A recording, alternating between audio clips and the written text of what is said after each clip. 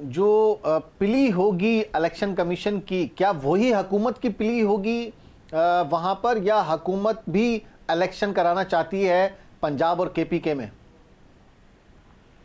देखिए, इलेक्शन कराना जो है, डेट अपॉइंट करना, डेट देना, ये इलेक्शन कमीशन का काम है। उसके लिए वो तमाम लोगों से मशावरत कर रहे हैं। तो उनको मेरा ख्याल है आप मौका दें कि वो जो भी फैसला सही फैसला है जो कि पाकिस्तान के मफाद में है, उसके मुताबिक वो डेट दें। तो उनको देने दें। उसमें कोई, मैं नहीं समझता कि किसी तरफ से भी कोई मुदाखलत होगी। नहीं, मुदाखलत नहीं, हम तो ये कहते हैं आप हुकूमत के साथ, जाहिर सी बात है वो बैठेंगे, आईजीज के साथ वो बैठेंगे, उसके अलावा सिक्योरिटी इदारों के साथ तो बैठेंगे, उनको इंतजामात तो करने हैं, और ये सारी सपोर्ट हुकूमत फराहम करेगी। बिल्कुल ठीक है, उसमें सपोर्ट भी फराहम करेगी। उसमें जो कॉन्स्टिट्यूशनल प्रोविजन है उनको भी मलूज़े खातर रखा जाएगा। उसमें ये चीज भी देखी जाएगी कि अभी ये अगर स्ट्रिक्टली कॉन्स्टिट्यूशन को जो सीक्वेंस दिया गया है कॉन्स्टिट्यूशन में इलेक्शंस का, बाई इलेक्शंस हो, फिर सूबाई इलेक्शंस हो, फिर कौमी असेंबली के इलेक्शंस हो, फिर जब कौमी असेंबली के इलेक्शंस होंगे तो सूबों में केयर टेकर सेटअप नहीं होगा, जब सूबों में इलेक्शंस होंगे तो वफाक में केयर टेकर सेटअप नहीं होगा।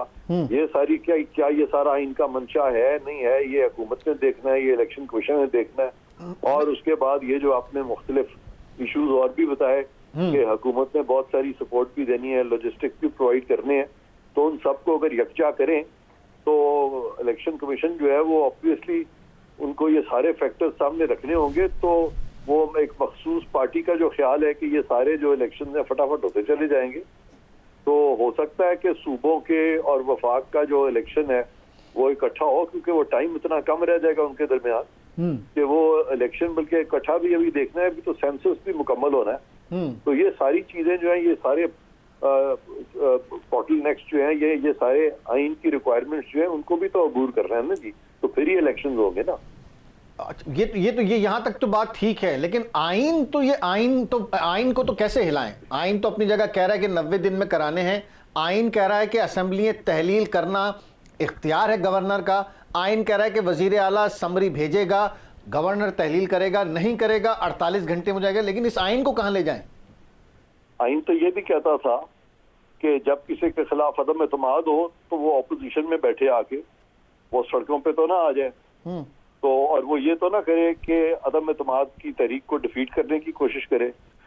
तो आइन तो बहुत सारी चीजें कहता है, जिन लोगों ने फॉलो नहीं की उसके बारे में फिर आप बताएं ना कि अब तक आपने उस पर कुछ सजेस्ट किया या उस पर कोई इकदाम हुए हैं, उस पर भी तो इकदाम फिर करने चाहिए। नहीं, आइन तो ये भी कहता है ना फिर कि अगर इसी तरह से डिबेट करनी है, और आइन तो ये भी कहता है ना कि अगर कोई शख्स जमानत लेकर चला जाए अदालत से और उसका जामिन वजीर आजम बन जाए और वो आदमी शख्स वापस ना आए, तो फिर आइन क्या कहता है?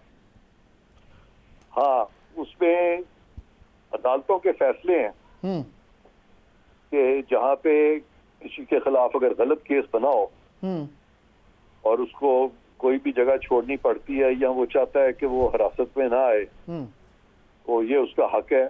और जहाँ तक रहा पनामा केस, तो उसका तो मरियम बीबी की तो एक्विटल हो गई है। और मेरे 3 साल के व्यूज यकजा कर लें, जिसमें मैंने कहा था कि सुप्रीम कोर्ट का फैसला गैर आईनी, गैर कानूनी और वाकयाती तौर पे फैक्चुअली भी गलत है, और वो इस्लामाबाद हाई कोर्ट ने वो फैसला दे के साबित कर दिया है कि वो सुप्रीम कोर्ट के सारे फैसले गलत हैं। तो अब तो मैं समझता हूँ कि सुप्रीम कोर्ट को और अदालतों को अपनी पोजीशन विंडिकेट करनी चाहिए और उनको खुद फैसिलिटेट करना चाहिए कि मियां साहब बगैर अरेस्ट के पाकिस्तान आए, और उसके बाद इस्लामाबाद हाई कोर्ट उन अपीलों को उसी मंतकी अंजाम तक पहुंचाए जैसे कि मरियम साहिबा का केस पहुंचा है। मरियम साहिबा पे एक ही एलिगेशन थी और वो ये थी कि ये बेनिफिशियल ओनर है, जबकि ये क्लियर हो गया कि ये सारा प्रोसिक्यूशन का केस गलत था और जो प्रोसीजर अडॉप्ट किया गया था और जिस तरीके से मॉनिटरिंग जज अपॉइंट हुए थे, ये बहुत बड़ा सवालिया निशान है पाकिस्तान की सुप्रीम कोर्ट पर। तो ये सारी बातें जो है अगर इनको सामने रखें तो अदलिया जितनी जल्दी मियां साहब का वो फैसला कर देगी, उतनी जल्दी अदलिया का ये जो एक कंट्रोवर्सी है वो खत्म हो जाएगी। नहीं, मैंने मियां साहब के कंप्लीट फैसले की बात नहीं, सिर्फ बाहर जाने की जो जमानत दी उसको खैर नहीं, प्लीज सारे फैक्ट्स लाएं, ये ना करें, पीस पील ना करें। मैं अच्छा। समझता हूँ कि मियां साहब तो इस वक्त पूरी गवर्नमेंट जो है वो इस वक्त आप देख रहे हैं कि पीडीएम की है और नून की है, तो उन्होंने अभी तक बावजूद इसके कि ये उनका हक था कि वो पाकिस्तान आते, और ये केसेस वो बिल्कुल, अब केस कुछ भी नहीं रह गया उनके खिलाफ, उसके बावजूद अभी भी उनकी कोशिश है कि अदारों में टकराव ना हो। और ये मैं समझता हूँ कि एक बड़ी उन्होंने बड़े पेशेंस और सब्र का मुजाहरा किया है और कोशिश ये की है कि पाकिस्तान में अदारे जो हैं वो एक दूसरे की डोमेन में ना आए। इरफान साहब, दोनों सूबों के आईजीज ने विफाकी हुकूमत की कारकर्दगी पर सवाल उठा दिए हैं। दो सूबों के आईजीज कह रहे हैं कि हालात साजगार नहीं हैं, और ये पिछले 6 माह में क्या माजरा हो गया कि हालात साजगार नहीं रहे इलेक्शन कराने के लिए, दोनों आईजीज लिख कर दे रहे हैं। हालात इसलिए साजगार नहीं है कि आपने खुद ही देख लिया पीछे किस तरीके से आइन को जो है अपने हाथ में लिया गया, कानून को अपने हाथ में लिया गया, और किस किस्म की जुबान इस्तेमाल की गई, न सिर्फ हमारे अदारों पे बल्कि तमाम लोगों को उकसाया गया कुछ चीजों पे। तो ये सारी चीजें अगर ना होती और ये तमाम जो हमारे जो स्टेक होल्डर्स हैं वो अपने अपने आईनी हदूद में रहते, तो शायद ये नौबत आज यहाँ तक ना आती। नहीं, आईजीज की सरजनिश नहीं की हुकूमत ने कि आपने क्यों लिख के दिया कि लॉ एंड ऑर्डर की सिचुएशन ठीक नहीं होगी। इलेक्शन मुझे तो नहीं नजर आता कि इलेक्शन फटाफट हो जाएंगे। नहीं, कौमी असेंबली के इलेक्शन 90 सीटों पे फटाफट हो जाएंगे, बाकी सूबाई असेंबलियों में उसी कॉन्स्टिट्यूंसी में सूबाई असेंबली में हालात खराब हो गए। देखें कौमी असेंबली के कब हो रहे हैं इलेक्शन? मार्च में।